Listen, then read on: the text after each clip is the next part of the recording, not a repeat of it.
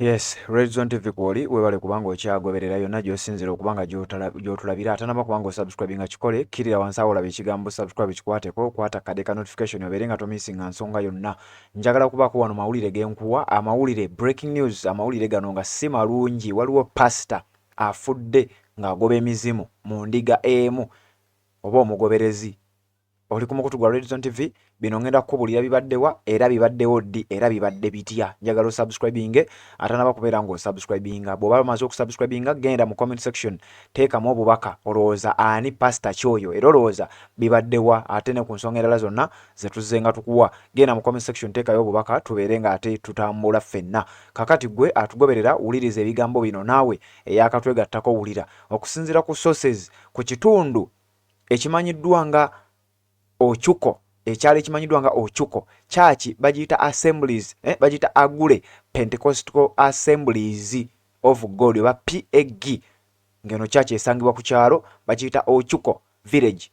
Parish bagiyita Omagara mu Kateta Sub County District ye Serere mu bitundu ebya Eastern Uganda. Ngenda kubuulirayo Serere District gwatamanyi waje esangibwa naawe ng'okkiririza mu bino era omu ku bapasita abazze bakola bino oba ebyali bituusewo byonna byozze ng'owulira. Kakati njagala otuule nsooke nkuseetulire emboozi eno mawulire ge nkuleetedde g'oyinza okuba ng'obadde tonnagamanya. Okusinziira ku sources wulira bwe bagamba a Christmas Eve spiritual ritual in Serere District turned to tragedy when a reportedly demon-possessed Christian kicked a pastor to death during an attempt to cleanse him of alleged demonic attacks. Uliriza nti mulimu endiga emu ebadde egoberera pastor ono ng'eyina emizimu era nga kigambibwa nti aliko emizimu oba ebyokolo oba ebintu byonna bapasita bye batera okubeera nga bagoba. Kigambibwa nti mu disitulikiti y'e Serere ebintu bino by'amaanyi nnyo era bingi nnyo era babikkiririzaamu nnyo. Kakati pastor ono abadde agezaako okubeera ng'ayambulula oba okugoba emizimu egiri mu ndiga ye oba mugoberezi we ono. Kugambye bitundu bibadde sayidi z'e Serere district. Wabula kigambibwa nti endiga oba omugoberezi abadde aliko emizimu anyiize oba emizimu ginyiize nga pastor asaba gimukubye tteke oba omugoberezi amukubye tteke pastor n'afiirawo. Bitandise ng'ebyokusaaga wabula yafiiriddewo. Byabaddewo ddi ngenda kutegeeza. The incident occurred at the Agule Pentecostal Assemblies of God PAG Church in Ochuko Village, Omagara Parish, Katera Sub County, Serere District. Nga bwe nkugambye church eno bagiyita Agule Pentecostal Assemblies of God PAG esangibwa ku kyalo bagiyita Ochuko Parish bagiyita Omagara mu Sub County gye bagiyita Kateta mu district ye Serere. Ngenda gikulagaawo ku map olabe wa weesangibwa. The tragic event was reported to police by Joseph Eruto.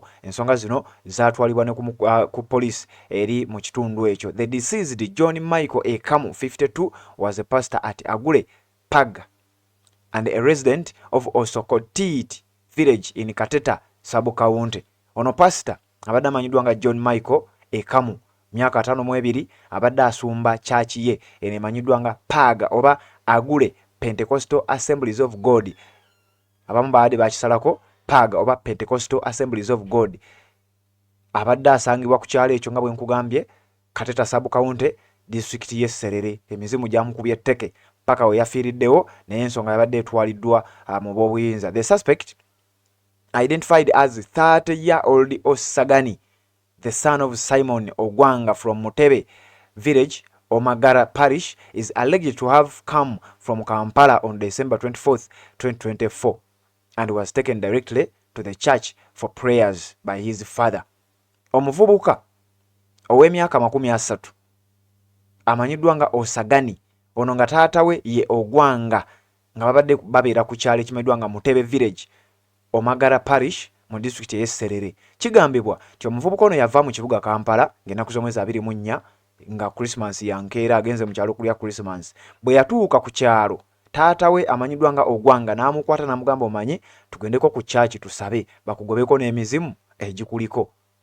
Osagani ku myaka 30 bwe yatuuse mu church pastor nga bwe mukugambye ono pastor n'akwata ebayibuli, pastor John Michael Ekamu n'akwata bayibuli asabe era agobe emizimu egiri ku muvubuka ono eyavudde mu Kampala agenze kulya Christmas. Pastor lwatandise okusaba Omuvubuka n'amukuba tteke n'amukuba ewabi era n'afiirawo. Kakati kirowoozebwa oba omuvubuka ono yamukubye nga ye oba mizimu gye gyamubaddeko. According to East Kyoga Regional Police Commander RPC Mrs. Damari Nachuha, Osagani's father claimed his son was being attacked by demons. Okusinziira ku police nti taata w'omuvubuka ono yategeezezza abasirikale nti ekyamazima omwana wange tamukubye mu bugenderevu wabula aliko emizimu egimwambala era ng'emizimu gino gye gyakubye pasita omugere ogwatuse okubeera nga gumuttirawo. On Christmas, during the prayers, Osagani reportedly kicked Pastor Ekanu, causing him to fall. Despite this, the prayers continued and the pastor along with a few worshippers stayed overnight at the church. On the Christmas morning, during prayers at around 8 a.m., Pastor Ekamo collapsed on the pulpit. Worshippers suggested taking him to a health center, but he refused, declaring the devil has been defeated.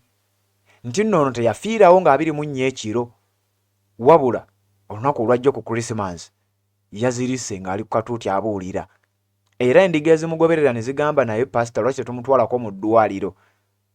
Pasita n'agaana n'abategeeza nti omuzimu tugusinzizza amaanyi, siina gye ndaga, temwina gye muntwala paka oyakutuse n'aba nga yafiiriddewo. Kakati atamanyi bitundu bino bye njogerako, Serere district esangibwa mu Eastern Uganda nga bwe nkugambye, era nga bw'oba ng'oyagala okugoberera district eno n'ebigikwatako ebitonotono tujja kubikuwa. Erinnya lyayo bagituuma Serere lwa nsonga ye tawuni esinga obunene mu kitundu kino. Esangibwa saidi zeeyo eriraanye district ya Soroti mu mambuka eri wansi wa Soroti, era eriraanye district bayita Ngora district abamanyi gyeri, abamanyi district emanyiddwa nga Palisa, Kaliro district oba Buyende.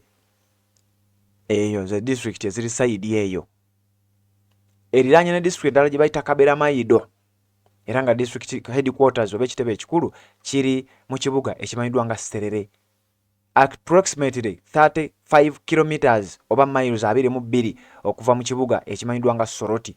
Bw'oba ng'ogenda Serere ng'ova Soroti ojja kuvuga kilometers ziringa 35 gwampuliriza, wabula bw'oba ng'oyagala okumanya ng'oli Kampala wano wetuli waliwo kilometers 2.5 oba miles 127 okuva e Kampala ng'oli ku luguudo ogenda kubeera ng'ate ogenda mu district ey'e Serere. Kakati bye byonna eyo gye byabadde, era ge mawulire ge mbadde njagala okuba nga nkutegeeza pasita eyafudde oluvannyuma lw'okumukuba tteke bwe bityo bye byabadde. Assalamu alaikum wa rahmatullahi wa barakatuh. Amanya n'eddoboozi Haji Abdu omusomi w'edduwa. Nkola ku nsonga ez'enjawulo, emirimu nga gikutataganyeko, ebyenfuna byo nga bidobonkanye, ne oba oli bweru wa ggwanga emirimu gya kucankalanako. Jangu kusomere ku dduwa okubeda nedda edduwa zaabaawo, edduwa zisomebwa omuntu n'oterezebwa mu mbeera yonna ebadde ekusibyeko akanyaaga. Nina ekyoto kye nsobola okukumira wadde oli bweru wa ggwanga nga toli kumpi wano n'ofuna omukisa ogwo nawe n'osomerwako ku dduwa nga nkuteddeko n'akabaani. Allah ajja kukusaasira, ajja kwanukula. Kuba ku namba yange y'essimu 0752 44 71 56 ne ku WhatsApp kwendi mpereza obubaka sobole okukuyamba. Assalamu alaikum wa rahmatullahi wa barakatuh.